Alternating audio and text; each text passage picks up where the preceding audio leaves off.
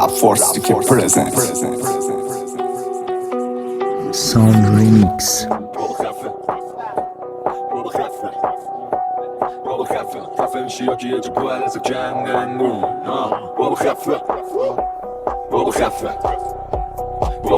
جوک نگو بزه پراره دیگه نخندو قضیه رو دیگه لاش نرو فایده کیش بدی میشی مات ساخ مایله داستانه ها رو داشته پیش آیده دنبال اینی مثل خاک ها رو راه بده بریم توی دلش سیسا ولی فرش و پر نکن جلو ما و کنو بده برش کم و بیش ما رو میداری و شده داستان پیر زن خونه خاری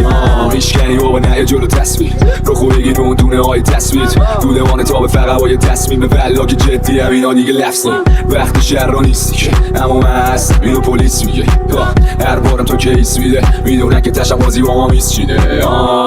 خود مافیا قدیمی شاکی ها زیادن و قاضی ها سمیمی چیه بس که تو این فادی ها غریبی بیت شاهکار گوله دست ساز علیبی نمیدم دستی و لوز من وقتی منیجرم بهترین دوستمه خودم گفتم شغلمه رپم الان کشه استریم جیب پشتمه پرکاریم کرده فشاریشون میمیره هرکی که پسترم کستنگه کریرش کلن دیسمه با تون صدا میگم نه که پشتنه تو گمرونم نیازینی به خلاص واسه تردد میبندیم با کلا الان تو جیبی من میخواب سردم رفاقا گرم نیازینی که بگم هر هفته میبینیم توی نیوزگارم صدا میکنه وسط تهران میپرونن دست جمعی فیوز زببی شدم و کت شدم بام گیا میترسی نخونه بیایم بیرون شما دانشجوییم که پس ندادیم دیگه به ما نندازی کل سکسی ها میدم با چشتو کنن مثل کبدت سیا تو رو خدا زده خدارم که زده پرشیا با ما بیف کنی غرق میشه همه کشتیات اینا فکته هیچ کدوم کسچر نیست و سر ننال دوست دخترت شورتش خیس شد شبایی که دوتا لنگ زیرت تاق باز چشا رو میبنده فکر میکنه